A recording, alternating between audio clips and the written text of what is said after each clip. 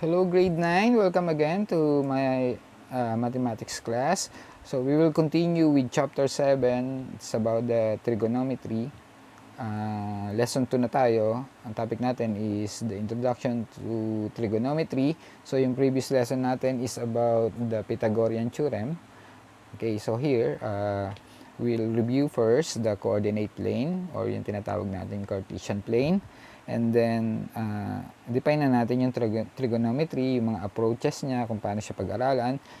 Then, the parts of angles, yung rotation ng angle sa coordinate plane, clockwise and counterclockwise. Explain natin yan later on. And then, yung mga types of angles na makikita natin sa Cartesian plane. Okay, so enjoy natin ang panonood. Sana may matutunan tayo. Okay, so magsimula na tayo sa pagre-review ng coordinate plane. Okay, so Cartesian coordinate plane, sometimes they call it coordinate plane, coordinate system, or rectangular coordinate system. Okay, so it is formed by two perpendicular number lines known as coordinate axes. So pagka sinabi nating perpendicular, it form right angles. Okay, so ang mga coordinate axes na tinutukoy dito, yung horizontal number line is called the x-axis, and then yung vertical number line is called the y-axis. Okay, so they are called coordinate axes.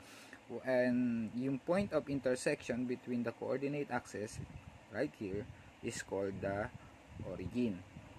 Okay, so yung coordinate axis na yan, dinivide yung plane, yung isang plane, into 4 regions known as quadrant. So, from here, we have the first quadrant, wherein yung value ng x coordinate is positive, and then yung y naman, y coordinate is also positive. So, here is the second quadrant, kung saan yung value ng x is negative, then yung value ng y is positive. So, di ba 0 kasi to? 0 going up is positive, going down, negative. So, 0 to, kung ito ang number line, 0 to, going right is positive, and going left is negative. Okay, so, here naman is the third quadrant. Ito naman yung ating third quadrant, kung saan yung value ng x is negative, and yung value ng y is also negative. Fourth quadrant naman is right here.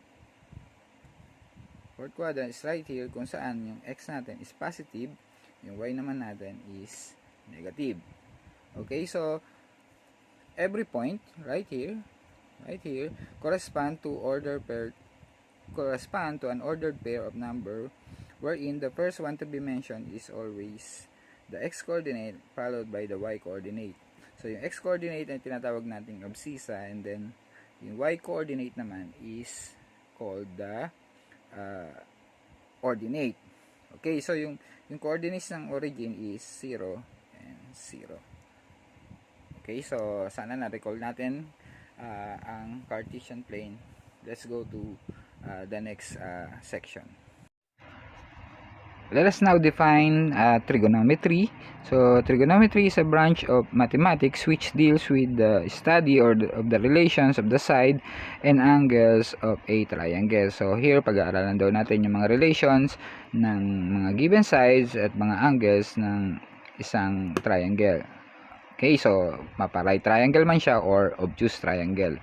So, there are approaches in trigonometry. So, the first one is the trigonometric function. So, it will be based sa mga given sa isang right triangle, yung mga sides niya, yung mga angles. And then, the second one is the circular function. Bumabase naman to sa unit circle. Okay, so, yung mga 6 function niya will be based on the unit circle. Punta na tayo sa parts ng angles. Okay, parts of an angle. So, define muna natin kung anong angle.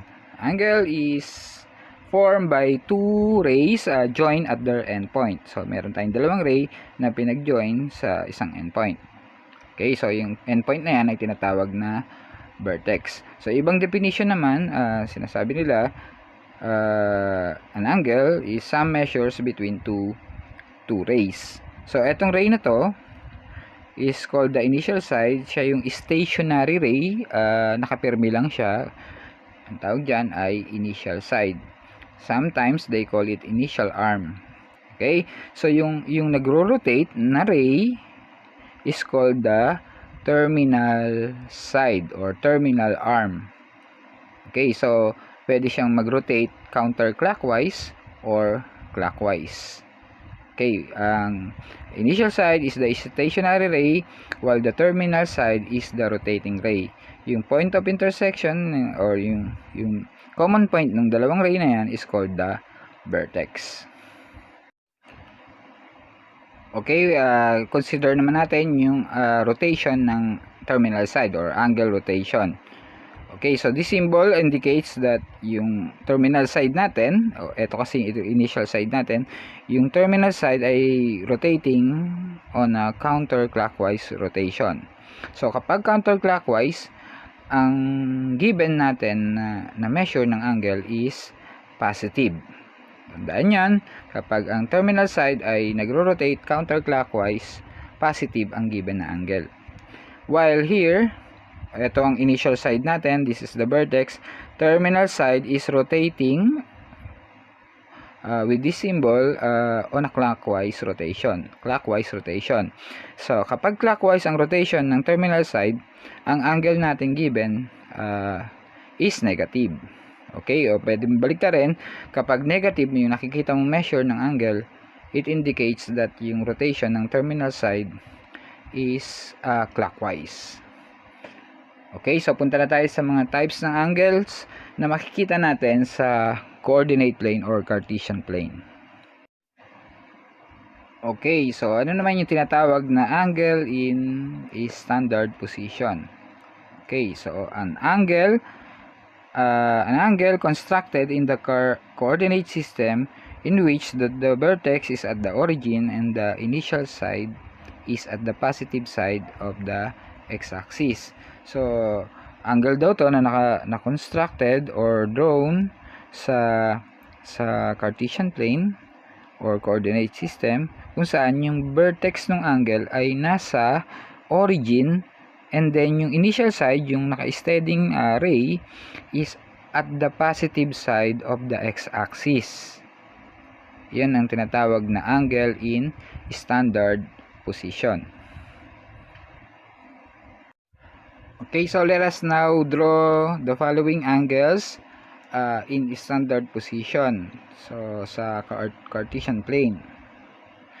Okay, so number 1 is 30 degrees, number 2, 90 degrees, number 3 is 300 degrees, number 4 is 160 degrees, number 5 is negative 30 degrees.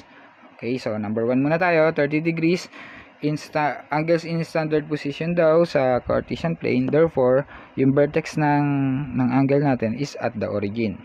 And then yung initial side ay nasa positive side ng x-axis.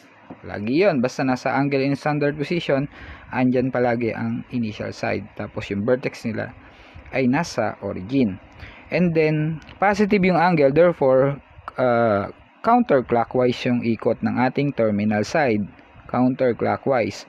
So, if this is a perpendicular number line, therefore,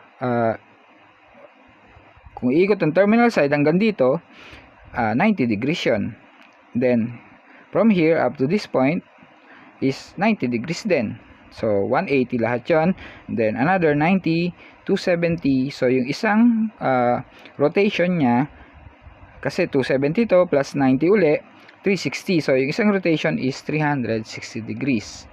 So, kung 90 to, 30 yung given, hatiin mo lang yung 90 sa tatlo.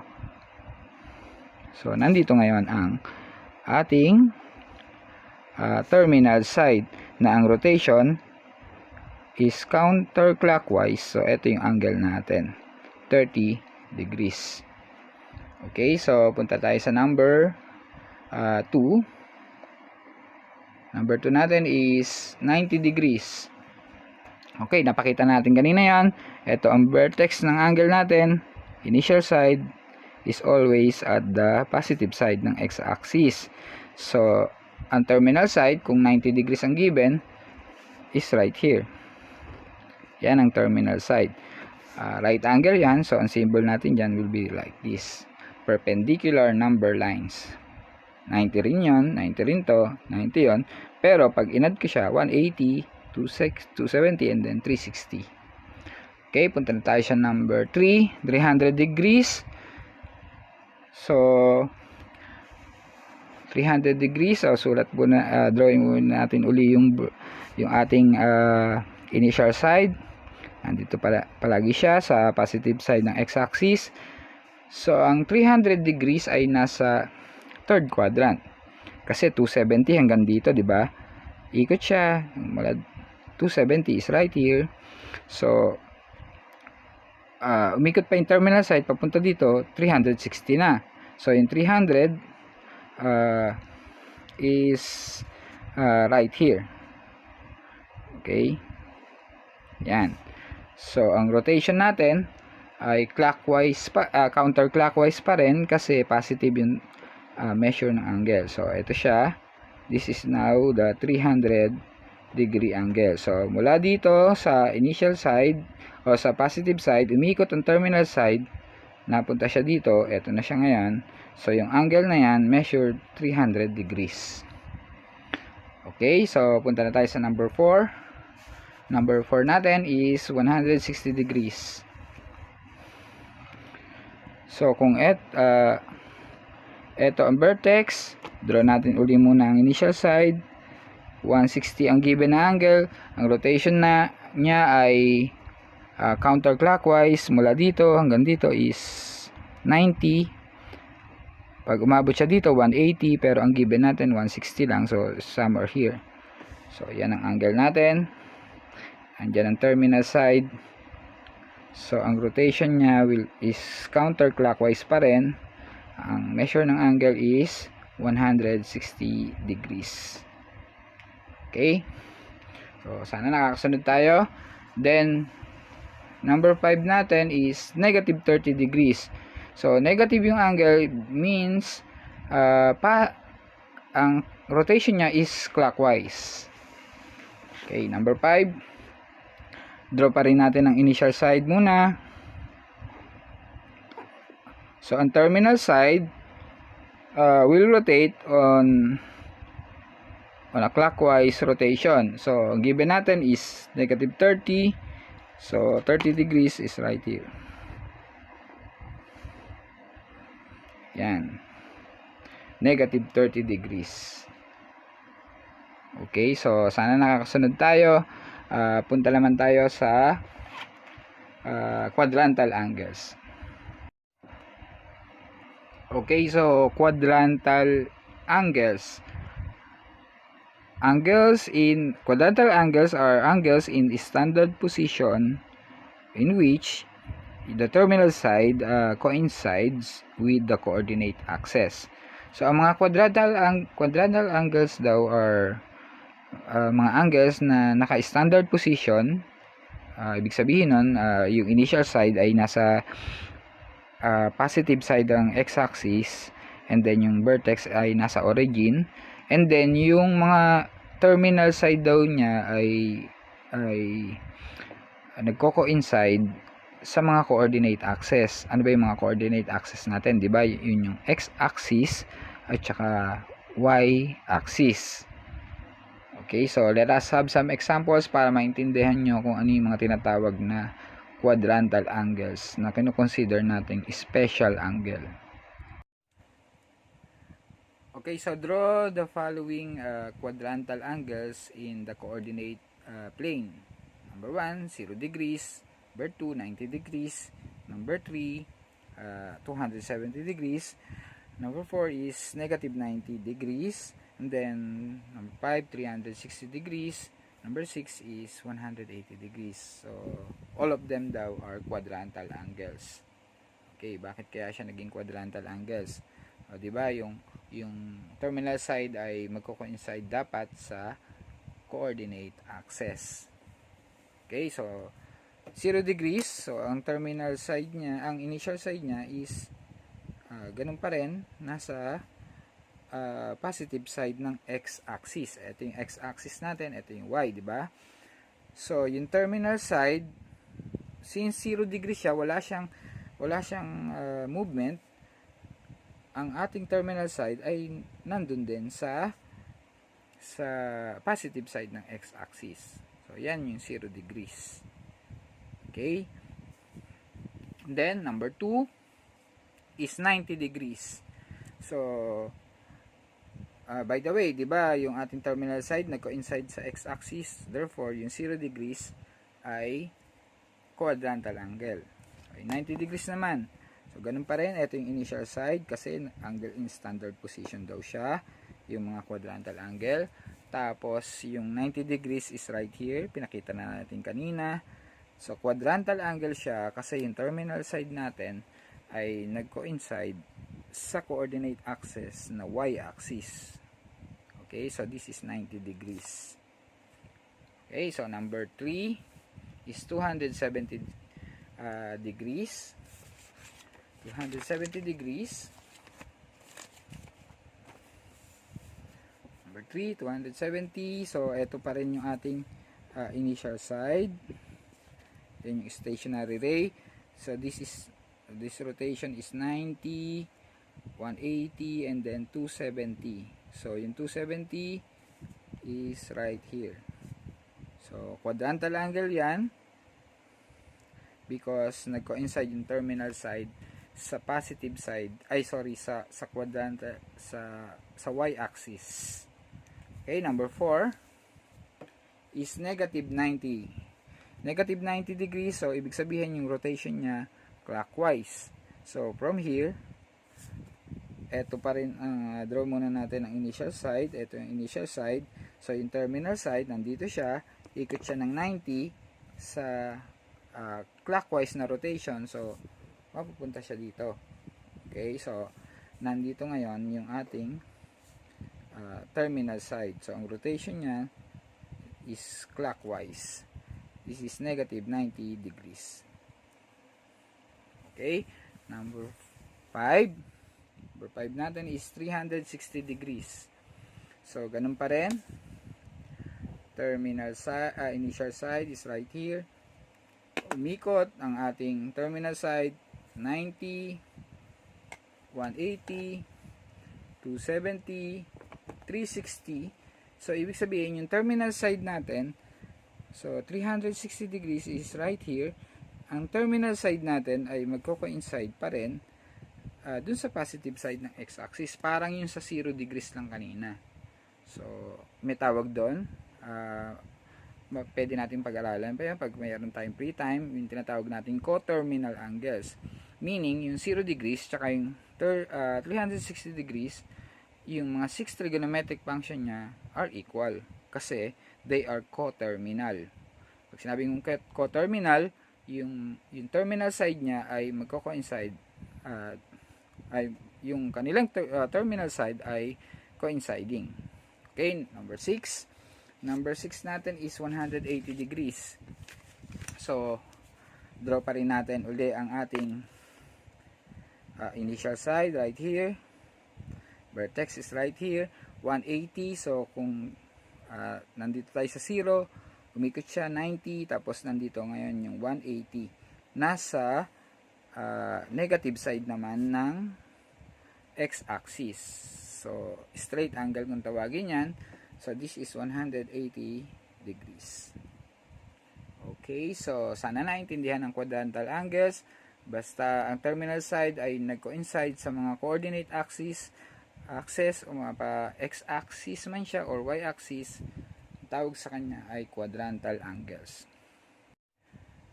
Next is the reference angle. So, ano naman yung reference angle? Okay, so this is very important, especially kung malalaki na yung given nating mga angle wherein nagro-rotate na yung terminal side ng isang beses, dalawang beses, tatlong beses. Okay, so ang importante dito, marunong kang kumuha ng reference angle. Ang reference angle daw ay smallest non-negative angle between the terminal side and the x-axis. So, ang gagawin mo dito, ilolocate mo muna yung terminal side base sa given na angle. And then, kung ano yung makukuha mo na mas maliit na angle na na base dun sa ating x-axis, yun na yung tinatawag na reference angle. Okay? So, let us have some examples para mas maintindihan mo kung ano yung tinatawag na reference angle. Okay, so examples, tell the quadrant and the reference angle of the following. So, consider natin to, itong 5 given na to as mga angles na nasa standard position. 120 degrees. So, kung standard position yan, therefore, ito yung ating initial side pa rin. So, kung 120 degrees ang given sa number 1, so, kung 90 to, 180 yon, so, ang 120 is right here. Yan, 120 degrees. So, this is 120 degrees. Ano ngayon yung tinatawag na reference angle? Ang reference angle daw ay non-negative angle.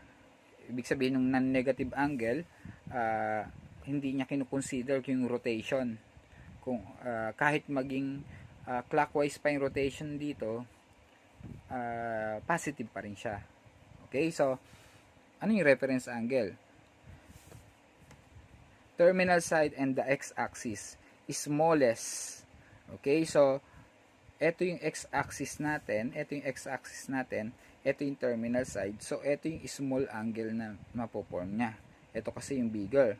So, kung ito ay 180, mula dito hanggang dito is 180, and then ito ay 120, therefore, this is 60 degrees.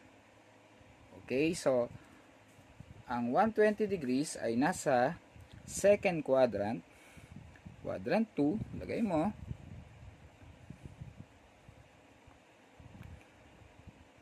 and then yung ating reference angle ay 60 degrees. So may shortcut done, since this is 180 minus mo lang yung 120, 60 degrees ang ating reference angle. Okay, punta tayo sa number 2. Given natin sa number 2 is 225. Okay, so draw muna natin ang ating initial side, and then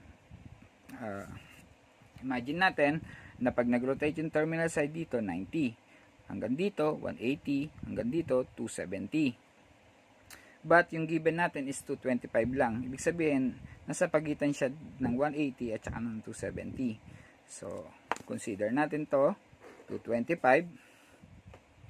So eto ngayon ang iyong 225 degrees. Asan ngayon dyan yung reference angle? Reference angle ay maliit na angle na napoform ng terminal side at saka ng x-axis. So, ito yung x-axis natin. Alangan namang ito ang piliin mo. Diba? Ito yung maliit. O, yan. So, ano ngayon yan? Ano ngayon ang measure nito? So, this is 225. Tama? Tapos, hanggang dito is 180. So, 225 minus 180 is equal to 45 degrees. So, ang reference angle mo, right here, ito na yung angle natin ngayon, is 45 degrees. So, ang 225 ay nasa quadrant 3 or third quadrant,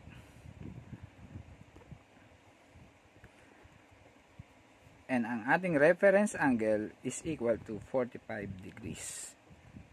Okay, number 3. 330. So, di ba, draw muna natin ulit ang initial side. So, pag umikot tayo ng isang rotation, 360 yon. So, hanggang dito is 270. Therefore, nasa gitna siya ng 270 at saka ng 360. So, 330. So, is somewhere right here. So, yan ang ating 330 degrees. Nasa fourth quadrant siya. Ngayon, ano yung reference angle? Maliit na angle between the x-axis at saka ng terminal side. So, ito yon. Okay, so kung yung isang buong rotation na yan ay 360, tapos etong angle na given ay hanggang dito lang is 330, ano ngayon to? So, di ba minus mo lang 360 minus 330, the reference angle now will be 30 degrees. Okay, ang sagot natin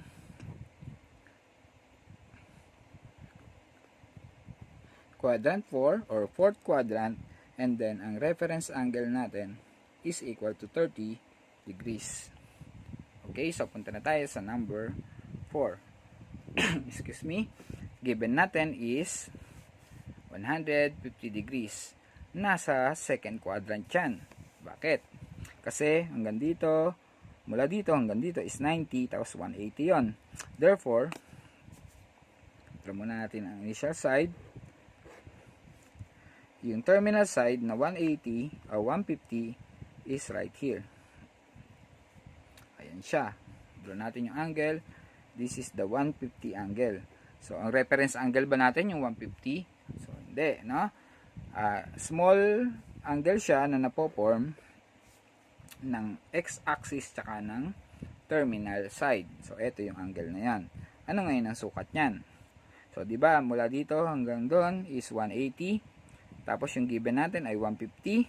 So, minus mo uli, excuse me, 180 minus 150. So, ang reference angle natin ay 30 degrees. Okay? So, ang answer natin, quadrant 2. Reference angle is 30 degrees. Okay? So, ang reference angle ng 150 degrees ay 30 degrees. Okay? Finally, number 5. 390 degrees. Okay, tandaan yan, 390 degrees. Number 5.